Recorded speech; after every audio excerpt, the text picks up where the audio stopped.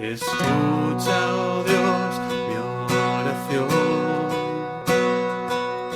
Desde la tibieza de mi corazón,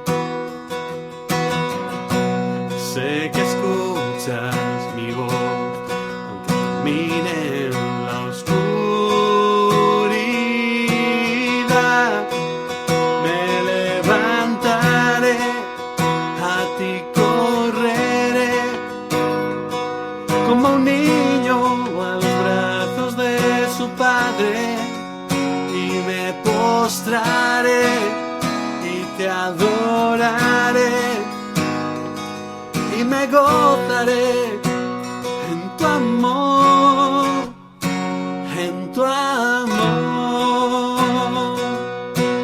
Oh, oh, oh.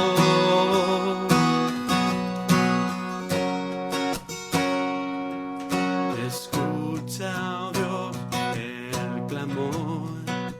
Ayer, siguiendo el lema de esta asamblea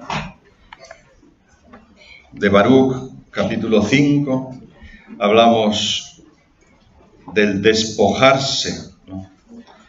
Nos dice el profeta: Jerusalén, despójate del vestido de luto y aflicción que llevas y vístete para siempre con el esplendor de la gloria de Dios. Pues se nos invita a despojarnos de todo eso que nos está impidiendo o dificultando el vestirnos de la gloria de Dios. Y como vimos ayer en el recorrido fundamental que hicimos, Dios hizo al hombre, lo creó, lo vistió con un manto de gloria, lo revistió de su amor, de su gloria y de su gracia. El hombre, por el pecado, quedó desnudo, quedó despojado de esa gracia, y luego Cristo nos ha devuelto la gracia. Pues esto se hace realidad, se concreta y se hace como de un modo plástico y real en el sacramento de la reconciliación, donde el Señor nos restituye en la gracia que por el pecado perdemos. Vamos a dar así algunas pistas para que nos ayuden para este momento. La primera es que somos libres. El Señor Dios nos hizo libres y podemos decidirnos con Él o contra Él. Pero no hay término medio. Lo dice Jesús: el que no está conmigo está contra mí. No hay caminos intermedios, o con Él o sin Él. Entonces, una decisión primera, hemos de tomar una decisión firme, con Él o contra Él. ¿Qué decides? Si decides con Él, entonces hay que quitar todo lo que no es de Dios. Por lo tanto, se pone en juego la voluntad y tomamos una decisión firme: romper con el pecado. Entonces, el primer movimiento del corazón, de la voluntad, es: Señor, en tu nombre yo quiero romper con el pecado que me ata. San Pablo invita a los cristianos de las distintas iglesias a esto. A los cristianos de Roma les dice en la carta a los Romanos, capítulo 6, ¿qué diremos? ¿Permanezcamos en el pecado para que abunde la gracia? De ningún modo, como dice, de ningún modo vamos a permanecer en el pecado. Los que hemos muerto al pecado, ¿cómo vamos a seguir viviendo en el pecado? Si tú has dado ya muerte al pecado, si tú no quieres vivir en el pecado, ¿cómo vas a seguir viviendo en el pecado? ¿Es que no sabéis que los que hemos sido bautizados en Cristo Jesús fuimos bautizados en su muerte? Por el bautismo fuimos sepultados con Él en la muerte, para que lo mismo que Cristo resucitó de entre los muertos por la gloria del Padre, así también nosotros andemos en una vida nueva. Una vida nueva. Por eso, la reconciliación, el sacramento de la penitencia, es una vida nueva, morir al pecado, unirnos a la muerte de Cristo, y así como si hemos muerto con Cristo, también viviremos y resucitaremos con Él. Porque quien ha muerto al pecado de una vez, para siempre, como dice el lema, ¿no? Para siempre queremos vivir en la gloria de Dios, morir al pecado para siempre. También la carta a los Efesios, dice San Pablo: no andéis ya, como es el caso de los gentiles, en la vaciedad de sus ideas, con la razón a oscuras y alejado de la vida de Dios, por la ignorancia y la dureza de su corazón. ¿Qué dice San Pablo de los gentiles? Los gentiles son los que no están en Dios, ¿no? Los gentiles son todos aquellos que no creen. ¿Qué dice de ellos? Sus ideas son vacías. La razón, su mente está a oscuras, alejados de Dios, de la vida de Dios, y su corazón está duro, endurecido, ignorante. Por lo tanto, ¿qué hace el pecado? ¿Qué hace el estar lejos de Dios? La mente queda a oscuras, el corazón duro, ignorante, se pierde. Entonces, tengo pensamientos que no son de Dios y acabo pensando lo que vivo, porque el que no vive según piensa, acaba pensando según vive. ¿Han entendido esta frase? El que no vive según piensa, si yo pienso, por ejemplo, pues que ser infiel en el matrimonio, ¿no? Si yo pienso, ¿no? Yo creo que ser infiel en el matrimonio no está bien, ¿no? Está mal, la infidelidad es un pecado. Entonces, si yo no vivo según pienso, no vivo porque soy infiel, acabo pensando según lo que vivo. Acabo diciendo, la infidelidad no está mal, ¿no? Porque yo estoy viviendo así. Entonces, cuando vivimos en un pecado, estamos en una situación de pecado, como no podemos, sobre todo cuando es una situación, como no podemos vivir con cortocircuito permanente, ¿no? Con esa contradicción entre lo que hago y lo que pienso, pues al final acabo cambiando mi pensamiento.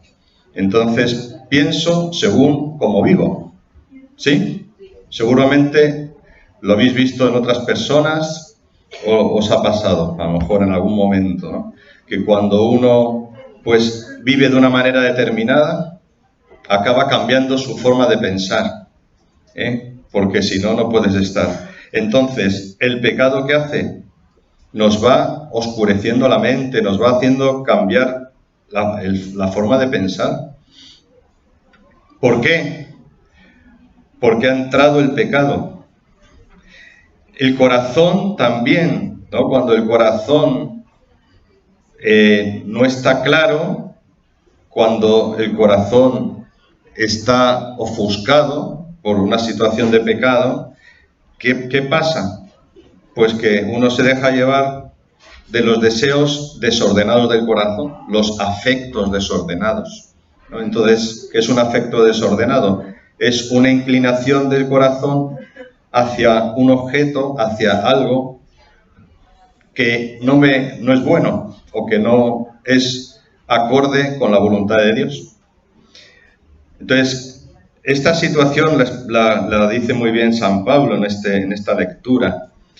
Por eso dice, despojaos del hombre viejo, despojaos de la vestidura vieja, despojaos del hombre viejo y de su anterior modo de vida, corrompido por sus apetencias seductoras, y renovaos en la mente y en el espíritu. Renovar la mente, pensamientos oscurecidos por el pecado, y el espíritu, el corazón, Revestíos de la nueva condición humana creada a imagen de Dios, justicia y santidad verdaderas. Fijaos esta carta a los Efesios, leerla después muy despacio. Efesios 4, del versículo 17 al 32. Efesios 4, léanlo. Nadie toma nota, nadie lo va a leer. La memoria prodigiosa. Muy bien. Leamos. Es bueno siempre tomar alguna nota de las cosas que... Miren aquí, el Padre Pedro da ejemplo, con su libreta y su bolígrafo. Porque luego las cosas se nos van olvidando, ¿no? Va pasando la cabeza, la mente, las cosas. Fijaos lo que se nos dice. Estamos conducidos por apetencias seductoras. Ese es el pecado, que lo expresa muy bien el Génesis, en el pecado original del hombre, como la seducción, el diablo, bajo la figura de la serpiente primordial, engaña, ¿no? De una manera seductora. Fíjate, el fruto, qué apetecible es, fíjate, ¿no? Esa es la forma como somos engañados. No somos engañados de otra manera, sino por lo que apetece, ¿no? Uno no cae en el pecado por algo que no le apetece, ¿no? Sino cae en el pecado porque es apetecible, gustoso. O sea, yo no caeré en el pecado de comer algo que no me gusta. No caeré en la gula comiendo una comida que no me gusta. Pero puedo, lo que me apetece, ¿no? Los apetitos. Por eso, ¿cuáles son las apetencias más primarias del hombre, del ser humano?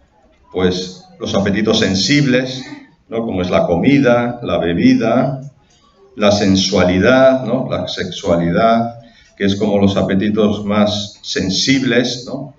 O el ego, ¿no? El satisfacer mis gustos, ¿no? Mis criterios.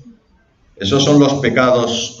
Si nos damos cuenta, estamos hablando de los pecados capitales. ¿Qué significa capital? Son cabeza. Capital viene de caput, capitis, cabeza. Son los pecados como cabeza de los que vienen los demás, ¿no? ¿Cuáles son los pecados capitales?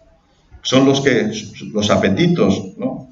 Los apetitos, la avaricia, ¿no? El apetito de tener, de poseer, la gula, el apetito de satisfacer mi gusto sensible, la lujuria, ¿no? El apetito de la sexualidad, la ira, ¿no?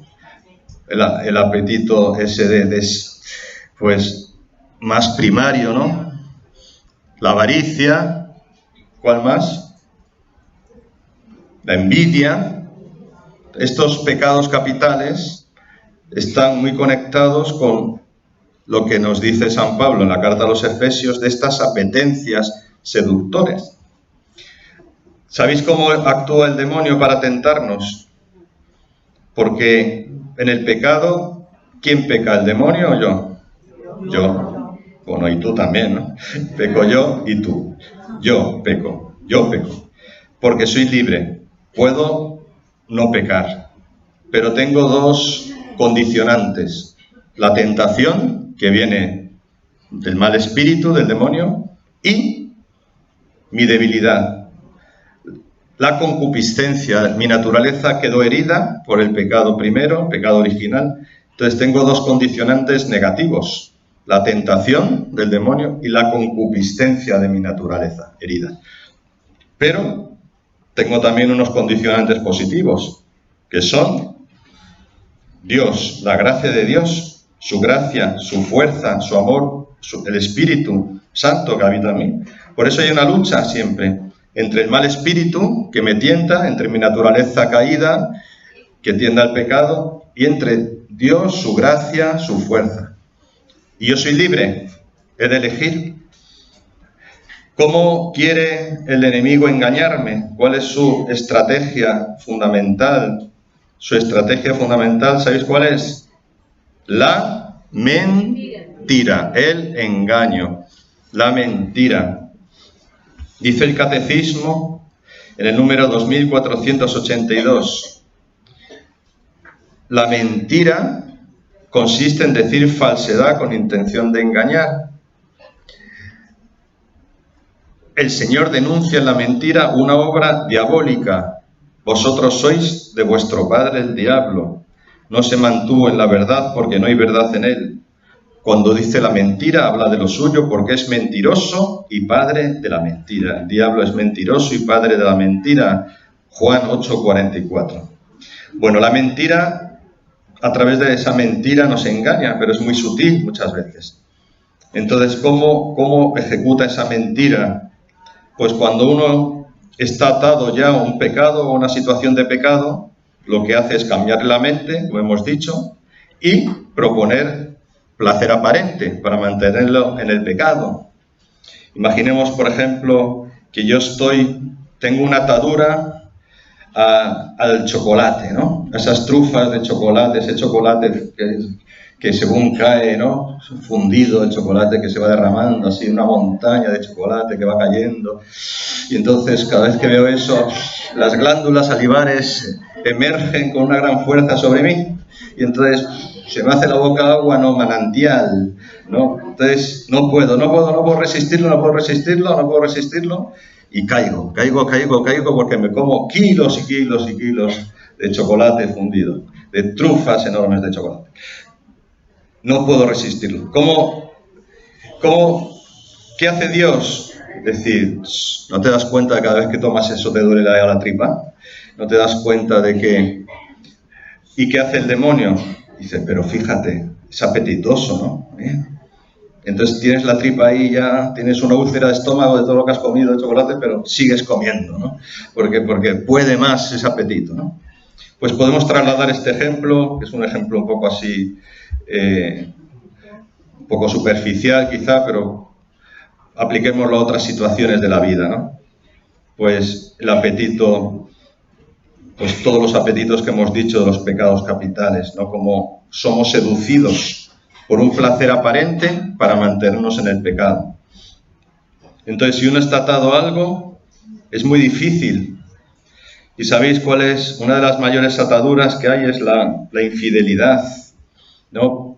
La infidelidad sea en el matrimonio, en el sacerdocio, en la vida consagrada, en cualquier vocación, o no solo la infidelidad por vivir con otra persona o con hacer pues lo que no es debido con otra persona, sino también la infidelidad del corazón, ¿no? Porque eso lleva a la división. El pecado nos divide, nos rompe. El pecado es ruptura. La gracia es unidad. El diabolos, desunión. Dios, unión. Por eso, cuando uno vive una doble vida, pues está roto por dentro, pero está atado y no puede dejarlo.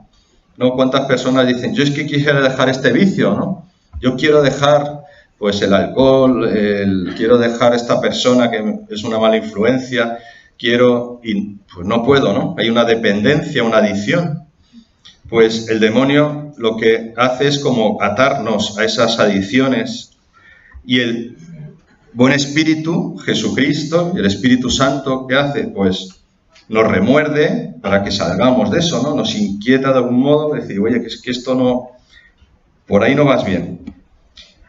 Por lo tanto, lo que es apetecible no siempre es bueno, ¿no? Hay que ver a lo que nos lleva. Siempre para juzgar lo que es bueno hay que ver el final. El criterio de discernimiento son siempre los frutos. ¿Qué deja en mí esto?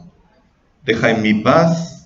¿Deja en mi gozo? ¿Estoy más en Dios? Cuando algo empieza bien, parece bueno, pero luego acaba mal, ¿no? Me aleja de Dios, pues no era bueno, aunque parecía bueno. Eso es muy importante. Entonces necesitamos, para ver nuestra confesión en este sacramento y también para nuestra vida, ver cuál es la raíz de nuestro pecado, de nuestros pecados. También podemos ver otras estrategias o métodos que usa el mal espíritu. El mal espíritu busca atemorizar. Ayer decíamos que el miedo no es de Dios. Y hemos de plantarle cara. Nos ataca siempre por el punto débil. Muchas personas dicen, yo es que siempre me confieso de lo mismo. Pues da gracias a Dios, porque imagínate que empezaras a tener otros pecados.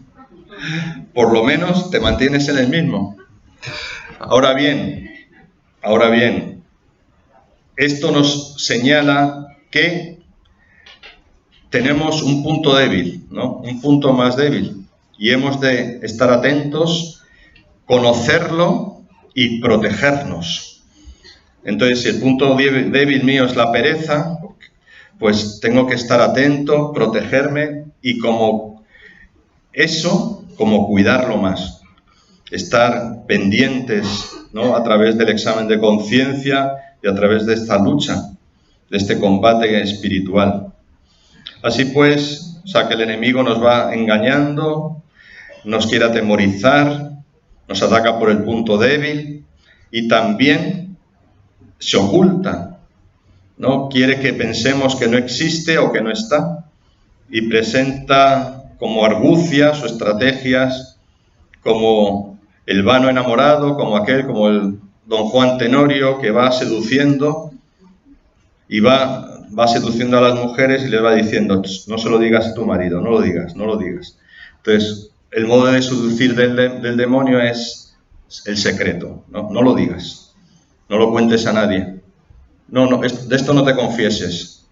O, bueno, algunos hacen una especie de confesión en la que meten un pecado como de bocadillo, ¿no? Como el jamón y el queso se mete dentro así que no se ve, ¿no?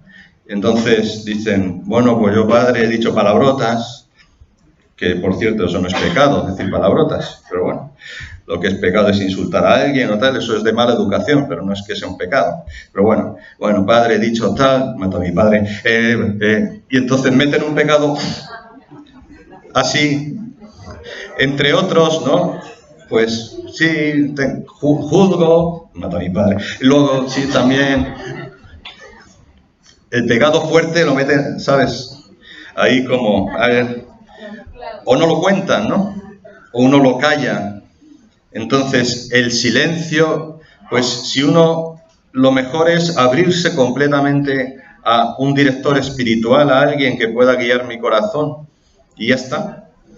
Si tu director espiritual también es débil, no sé si habrá hecho el mismo pecado que tú, pero lo habrá hecho parecido, ¿no? O sea, porque todos somos de la misma naturaleza. Así que no tengas miedo a abrir completamente. Por eso en la confesión se nos invita a decir todos los pecados, a decirlos y no callar ninguno, y a decir uno más bajito, no, a decirlos. Tampoco busques un cura que esté sordo, ¿no? Para que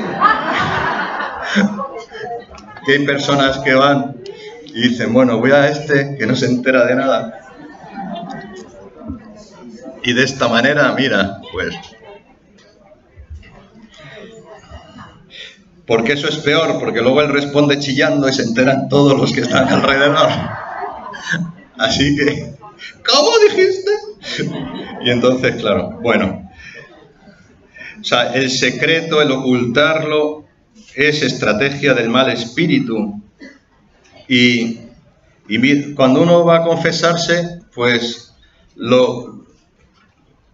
la idea, o sea, el mayor fruto de la confesión es ganar en humildad.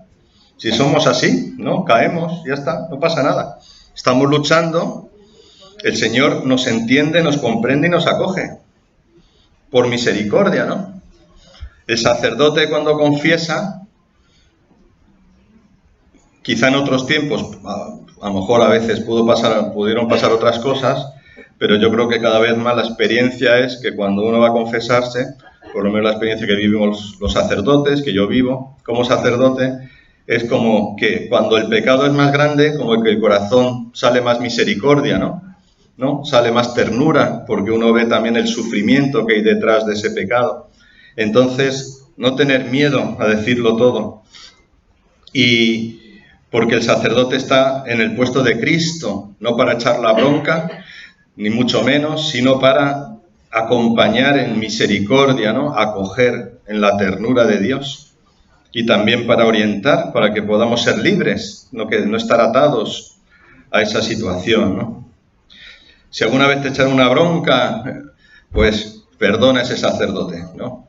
Y pobrecillo, ¿no? Pobrecillo, que se puso nervioso, o que era así, o que le enseñaron eso.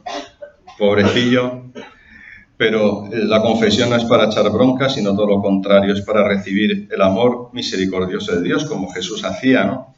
Acudían a él las prostitutas, los pecadores públicos, y no les echaba la bronca, sino les anunciaba el reino de Dios. Pues no nos quedemos en las experiencias negativas, sino miremos más allá. Y si te echa la bronca, tú dile, ¿y usted nunca ha pecado? ¿Y usted es santo que no tiene ningún pecado?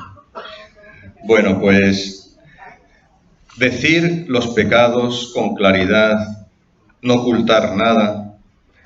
Y sobre todo quiero insistir en algo que es lo siguiente.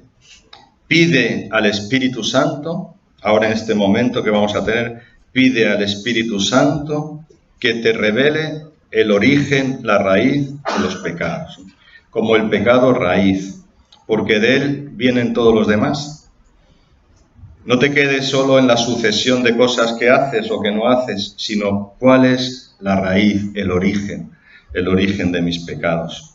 Revélamelo, Espíritu Santo, porque ahí es donde puedo trabajar para que el Señor sane la herida que lleva al pecado. Porque los pecados vienen de las heridas y las heridas vienen de los pecados. El primer pecado, el pecado original, nos trajo la herida primordial, ¿no? Estamos heridos porque hemos pecado, pero es que esas heridas nos llevan a pecar.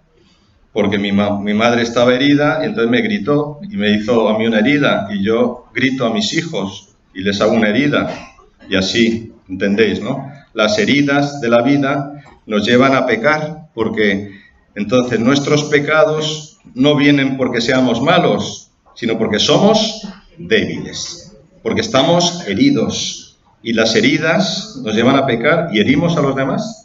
Y por eso tenemos que estar constantemente pidiendo perdón al otro y perdonando a los que nos hieren. Ahí está la clave de la vida cristiana.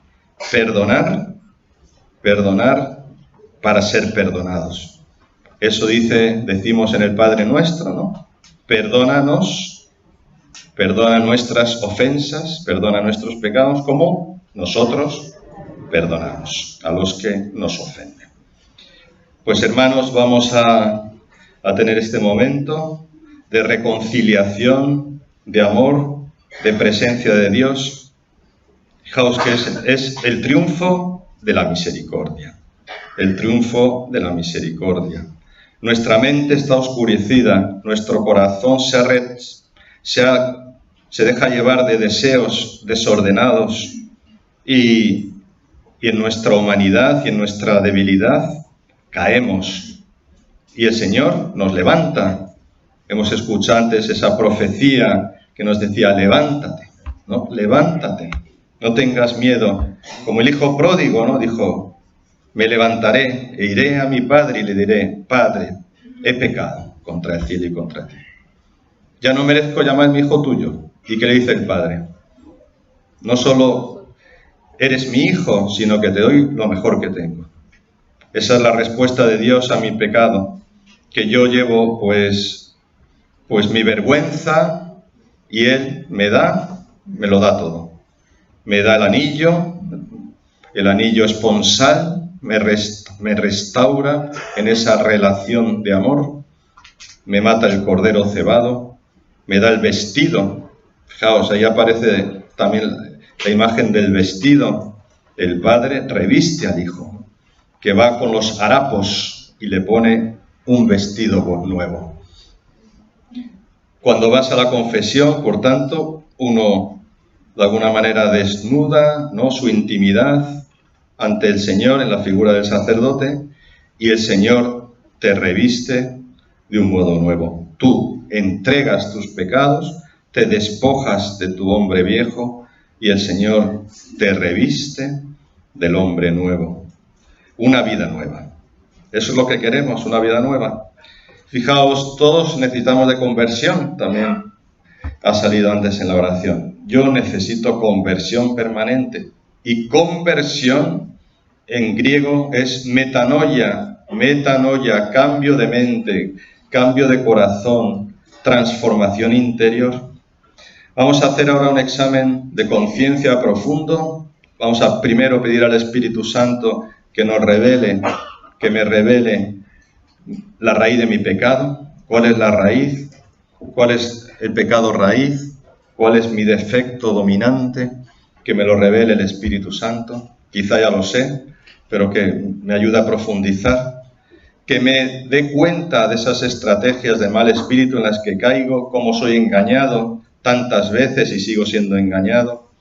Y pedirle al Señor, a su Espíritu, que me va a manifestar su misericordia, que me dé la valentía de la verdad, de enfrentarme en verdad a mi vida, a lo que vivo. Que si vivo una doble vida, si vivo ahí como con cosas ocultas que nadie sabe, es el momento de soltarlo. Una de las cosas que más sana es decir las cosas, decirlo. Para una sanación pues de heridas fuertes, cuando hay heridas de la infancia o heridas de la vida, ¿no? Por ejemplo, una persona que ha recibido un abuso, una de las formas de sanar es poderlo decir, expresarlo, ¿no? Porque el secreto, el callarlo, que va muy unido cuando alguien recibe un abuso de autoridad o sexual, pues siempre la persona que abusa de ella le obliga a callarse, a no decirlo, ¿no? La engaña. Pues ese pecado del adulto que abusa de un menor o de una persona que está en una situación de inferioridad respecto de la primera, el que lo recibe no tiene la culpa, no ha pecado, pero necesita contarlo, necesita sacarlo, ¿no? Por eso también podéis, en el secreto de la confesión o en el secreto de una guía espiritual, decirlo todo lo que uno recuerde, todo lo que uno lleve dentro, que no te quedes nada dentro, sácalo y deja que la gracia del Señor, de su Espíritu, en este sacramento, sane, restaure. Porque la confesión, el sacramento de la reconciliación o de penitencia, es uno de los dos sacramentos de sanación, junto con la unción de enfermos. Entonces el Señor quiere sanar tu alma, quiere sanar tu vida. No tengas miedo, piensa cuál es mi pecado raíz, pide al Espíritu que te lo revele y dilo. Di lo que tienes en el corazón, di lo que te preocupa, di lo que tienes ahí como lo profundo. Y otra anotación final, ya termino. En la confesión no es tanto para contar las preocupaciones que tienes de la familia, ¿no? No es tanto tampoco para decir pues todo lo que uno hace bien, ¿no? Porque hay personas que van a confesarse y dicen, mire padre, pues yo voy a misa todos los días, yo rezo, yo tal. Pues fenomenal, pero vas a confesarte, no vas a hacer méritos para la causa de canonización, ¿no? Entonces, no es necesario que cuentes, voy a mí, yo hago esto, sino uno va a confesarse del pecado, ¿no? No va a decir todo lo que hace, ¿eh? Entonces, y concretar las cosas. Una vez confesando en un lugar, como pues nadie puede saber quién es la persona, puedo decirlo, vino una persona que me dijo, Padre, me confieso de qué pecado de palabra, de pensamiento, palabra, obra y omisión. Y se cayó. Se cayó de callarse, no se cayó solo, se cayó de callarse. De pensamiento, y yo me quedé así como, no sé, esperando un poco más, ¿no? Por si desarrollaba esto. Y no dijo nada más. Entonces yo pues empecé a hablar con ella a explicarle pues estas cosas, lo importante que es decirlo. Y ya al final, pues la mujer hizo una buena confesión, ya fuimos ahí con el diálogo, pues profundizando más en las situaciones de su vida que necesitaba sanar y arreglar. Y al final de la confesión me dijo, es que siempre he dicho eso, nunca me habían dicho nada más, me habían dado la absolución y entonces necesitamos también eso, ¿no? Vosotros ya lo sabéis, ¿no? O sea, necesitamos contar lo que tenemos dentro, ¿no? Contarlo, expresarlo y que el Señor pues entre en las situaciones concretas por las que tiene que pasar. ¿Sí? Y no te confieses de lo de tu marido, ni de tus hijos. Porque tantas veces, no, es que mi hijo, tal. Pues puedes decir, pues rece por mi hijo. Pero si usas del momento que no podemos estar ahora mucho tiempo, ¿no?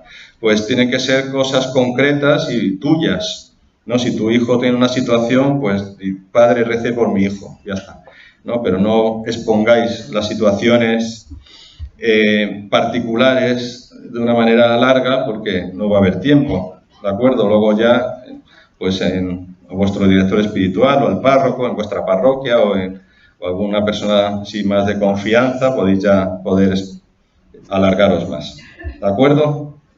Pues vamos ahora a recibir al Señor, vamos a recibir el Santísimo y vamos a ponernos, es muy importante hacer este examen de conciencia, siguiendo un poco estas pistas para que el Señor nos dé luz a nuestra mente oscurecida por el pecado y nos dé claridad y podamos hoy irnos liberados. En el nombre del Señor. Amén. Mi descanso está en Dios, solo en Dios, en ti está la salvación. Oh, roca firme ante mí, no vacilaré, nunca temeré. Mi esperanza está en Él. Mi descanso está en Dios, solo en Dios, en ti está la salvación. Roca firme ante mí, no vacilaré, nunca temeré. Mi esperanza está en Él, no vacilaré, nunca temeré. Mi esperanza está en Él. Oh, me levantaré, a ti correré, como un niño a los brazos de su padre, y me postraré y te adoraré y me gozaré en tu amor. Oh.